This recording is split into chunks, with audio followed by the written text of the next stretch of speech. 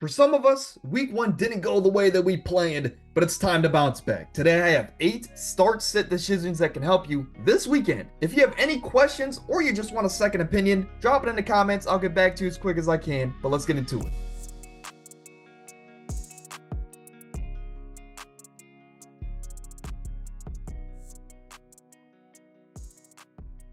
Starting off this show with accountability, just like we did all of last season. But last week, I gave you these 8 players. If there's a green strip, we got it right. Red strip, we got it wrong. And man, I'm a big Jordan Love fan, and I underestimated that offense. Let's kick it off here with the defense. Haven't done one of these this season, so let's kick it off with the Indianapolis Colts. I think this is a must add and a must start this weekend. Of course, the Colts are on the road going to play the Green Bay Packers. Last week, the Packers, Jordan Love, quarterback, went down with an injury. He's going to be out for some time. But now it's Malik Willis's time to shine as the starter there in Green Bay. And if we learned anything of his time in Tennessee, he's not a great quarterback. He loves to hold on to the football, take a lot of sacks, and turn the ball over at a high rate. All of those are pros for the Indianapolis Colts defense this week. The only cons is that Mike LaFleur, the coach of the Packers, is ultimately a genius, right? He's going to put his players in the best situation to succeed. So we got to worry a little bit about that. But also the fact that the Colts are on the road in this matchup in Lambeau, one of the best home field advantages in the league. But I don't believe in Malik Willis at not even at least 1%. So I'm going to take the Colts defense here with their talented group that last week showed signs of greatness. They just ran into the Texans, right? And I think they're going to dominate the Packers this weekend. Give me the Colts defense as they must start in week number 2. At the quarterback position, let's talk about Tua Tagovailoa, or Tagovailoa, however you want to say it. He was the quarterback 9 last week, 18.5 fantasy points, and it was a rough start to the game for this Miami offense, but they figured it out late, and they were able to get the job done at home with a late game field goal. But Tua heads into a Thursday night matchup this week against the Bills, who he is 1-6 against in his career last year in the 2 matchups in week 4 and 18. He only averaged about 12 points in both of those matchups combined. So Tua has struggled against the Bills, whether if he's home or away. The only the other pros, I guess, Tua has Tyreek, Jalen Waddle. The weapons around him, they can beat anybody, right? And that's a good sign. And he's also home. He plays a lot better at home than on the road. But again, he's always struggled against the Buffalo Bills. In week number 2, even though the Bills have lost a lot, I'm going to stick to what history has told us, no matter who's healthy or not. We're going to sit Tua Tagovailoa this week against the Buffalo Bills. How about Baker Mayfield? The highest scoring player in fantasy football last week, and he was sitting on your waivers. It's crazy how fantasy football tends to work sometimes. But this offense, we worried about it because Dave Canales left for Carolina.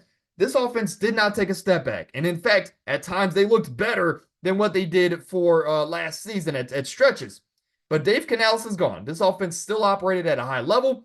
And Baker Mayfield, with the great weapons around him, 37.5 fantasy points. If you started him, shout out to you because you saw something none of us did.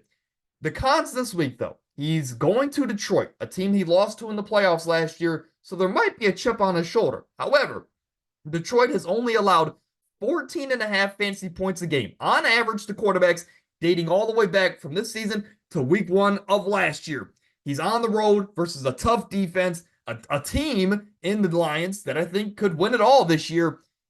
Even though Baker shocked us all last week, I think he comes back to reality. We're going to sit Baker Mayfield this week.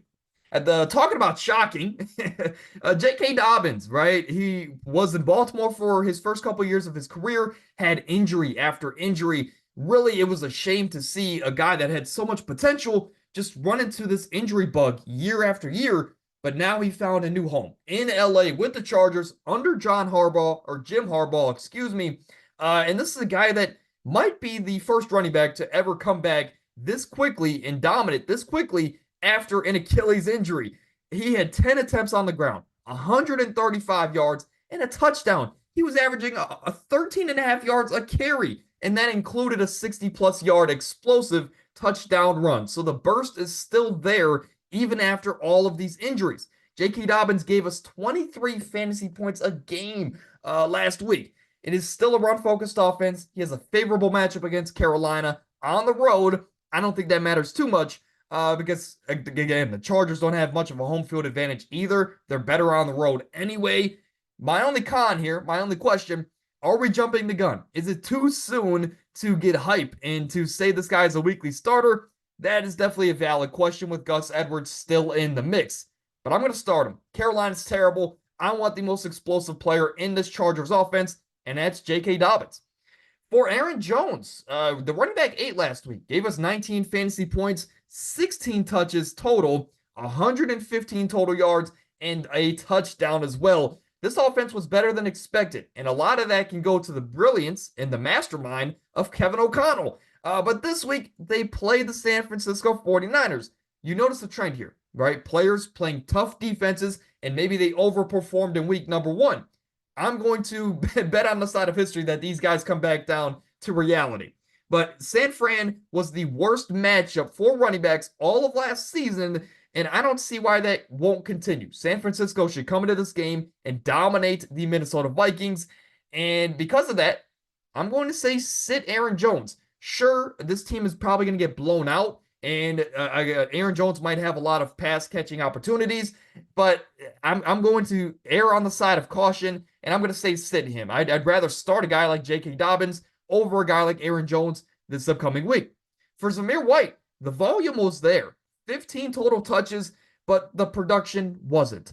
I will say that after the game, he was backed by his coach. They still plan to use him at a high level going forward, and he is ultimately still the starter. However, the cons, he was the running back 43 last week. Only 4.5 fantasy points. He was outscored by his backup who had less touches than him.